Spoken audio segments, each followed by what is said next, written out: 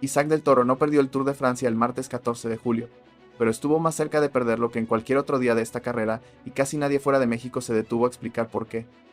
En apenas 4 horas de carrera, el mexicano pasó del tercer al séptimo lugar de la clasificación general, perdió el maillot blanco que había defendido durante 9 etapas y con él la etiqueta que la prensa europea le había regalado sin condiciones, la de la gran revelación del Tour de Francia 2026. Esta es la etapa que casi le cuesta la carrera a Isaac del Toro, contada con el detalle que el resumen de 1 minuto y medio no tuvo tiempo de dar.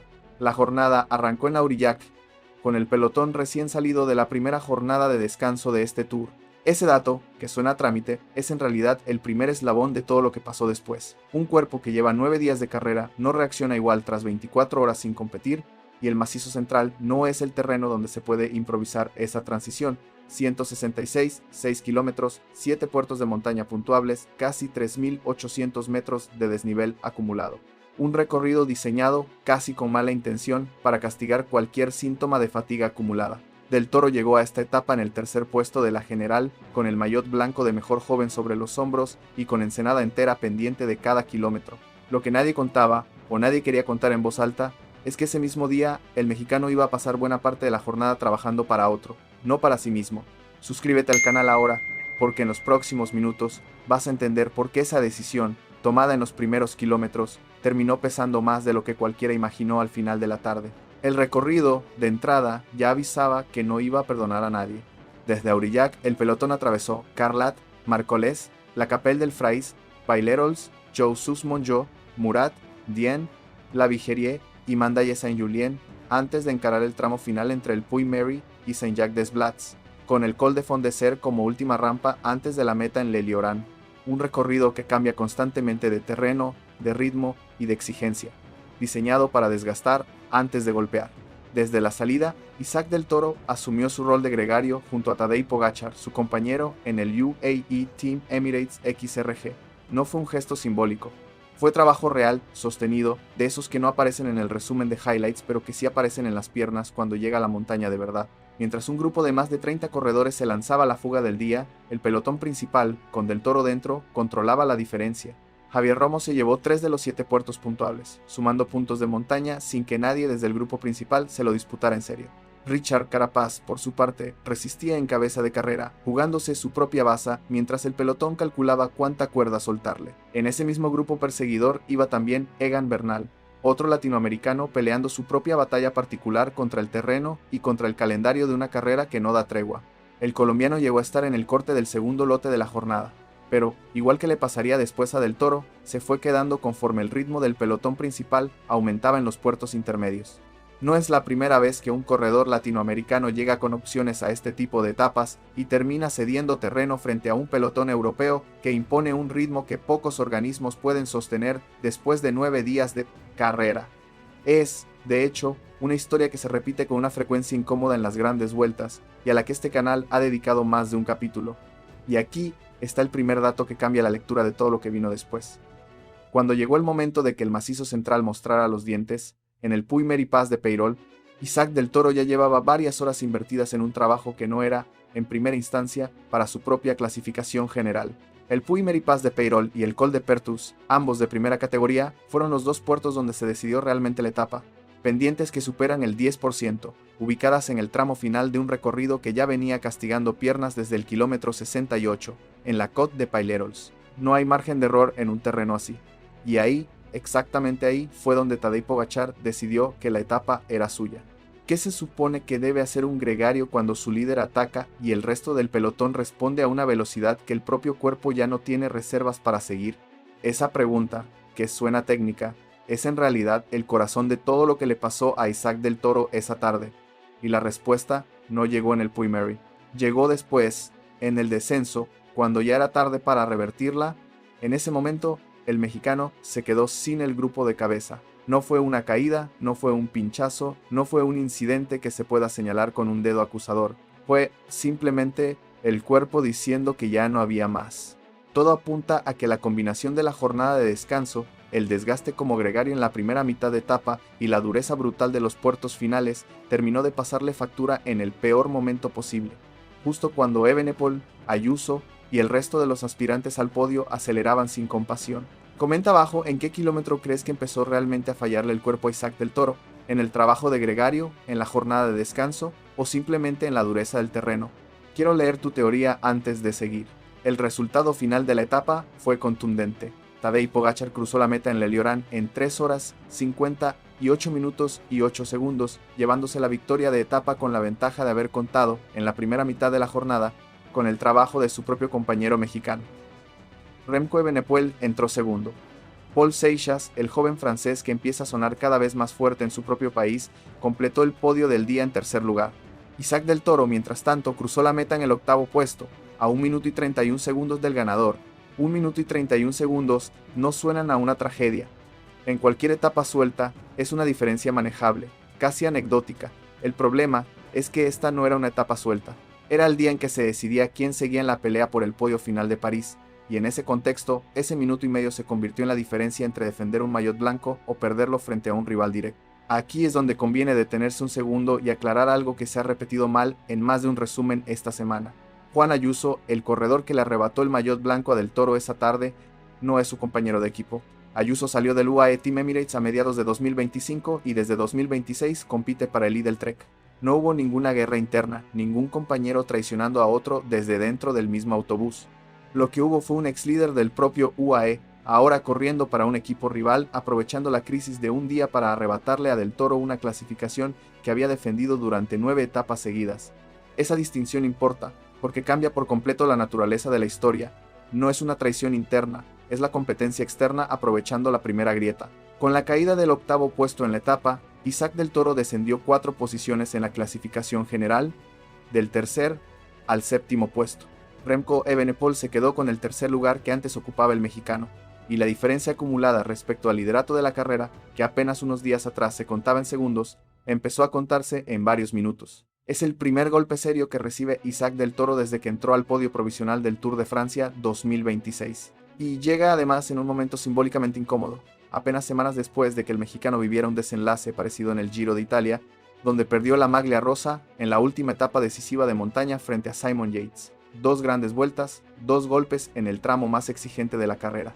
Esa coincidencia no prueba nada por sí sola, pero sí empieza a construir una narrativa incómoda que algunos medios europeos no han tardado en repetir, la de un corredor que sube rápido, pero que todavía no sabe sostenerse cuando la presión aprieta de verdad.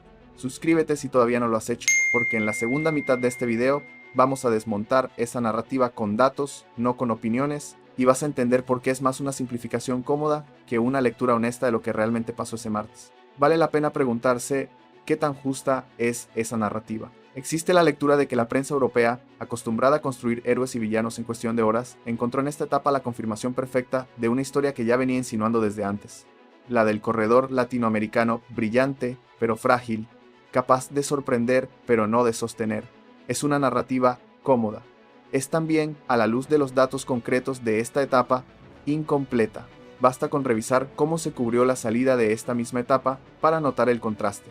Cuando Isaac del Toro llegó a Aurillac ubicado en el podio provisional, buena parte de la cobertura europea lo describía como la gran sorpresa del Tour, casi un intruso en un terreno reservado históricamente a Pogačar, Evenepoel y los grandes favoritos del ciclismo continental. Bastaron unas horas de mal día, un solo puerto donde el cuerpo dijo «basta», para que ese mismo relato cambiara de signo. Algunos analistas sugieren que ese vaivén dice menos sobre el nivel real de Del Toro y más sobre la impaciencia de una narrativa que necesita etiquetas rápidas, revelación o fraude, nunca término medio, nunca la posibilidad de que un corredor de 22 años tenga un mal día por razones tácticas y no por falta de nivel. Y aquí conviene ser precisos, porque este canal no acusa sin fundamento, no hay ninguna declaración oficial ni de la UCI ni de ningún medio que atribuya explícitamente la caída de Del Toro a una supuesta fragilidad estructural. Lo que existe es un patrón de cobertura, una elección de adjetivos, un tono que cambia según el resultado del día. Eso no es una conspiración documentada, es, en el mejor de los casos, un reflejo de cómo la prensa europea trata a un corredor que no pertenece al circuito tradicional de favoritos, y en el peor, una forma de pereza narrativa que prefiere el titular fácil sobre el análisis táctico completo. Porque lo que ninguno de esos resúmenes menciona con el mismo énfasis es que Isaac del Toro no llegó agotado a esta etapa por debilidad propia, sino por haber gastado energía trabajando para otro. Ese matiz, que en el papel parece menor, es en realidad la pregunta más importante de todo este capítulo del Tour. cuánto le costó a Del Toro, en términos de clasificación general, cumplir con su rol de gregario en un día donde su propio podio estaba en juego, es una pregunta que ningún medio europeo se ha hecho todavía en público, y es la pregunta que va a sostener el resto de este video, porque aquí está el giro que cambia toda la lectura de la jornada.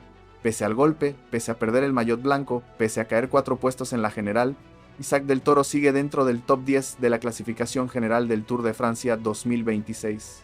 Sigue cerca, sigue en la pelea. La diferencia entre el séptimo puesto que ocupa ahora y el tercero que ocupaba antes de la etapa no es, todavía, una distancia insalvable. Y hay un detalle que conviene subrayar antes de seguir. El ganador de la etapa, el hombre que le sacó ese minuto y medio decisivo, es su propio compañero de equipo. Tadej Pogačar no le arrebató nada a Del Toro en la clasificación general, más allá del desgaste natural de una etapa dura. El golpe real, el que sí le costó el maillot blanco y el podio, vino de fuera. De Evenepoel, que le quitó el tercer puesto, y de Ayuso, un ex UAE convertido en rival externo, que le arrebató la camiseta de mejor joven. El sistema no necesitó inventar nada para golpear a Del Toro esta vez. Le bastó con que un día de montaña exigiera más de lo que su cuerpo, ya repartido entre el trabajo de equipo y la ambición propia, podía dar. Resiste, sube, cae, se levanta. Resiste aunque pierda el maillot. Resiste aunque la prensa europea ya tenga escrito el titular de la fragilidad latinoamericana antes de que termine el Tour. Esa es la palabra que define lo que Isaac Del Toro hizo en las últimas rampas del Col de Pertus.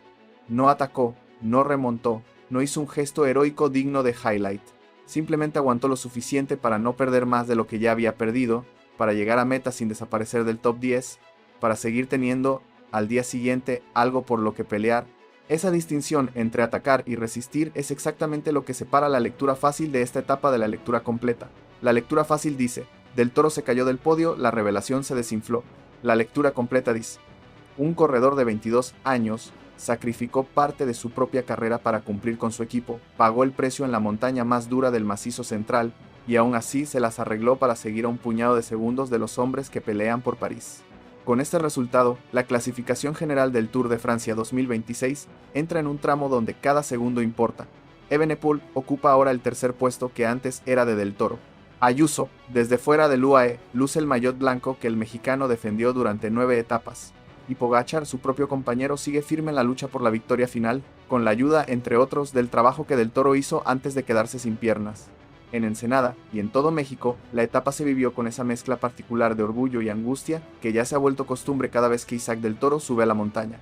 No hizo falta que el resultado fuera perfecto para que el país entero estuviera pendiente de cada puerto, de cada corte de tiempo, de cada actualización de la clasificación general.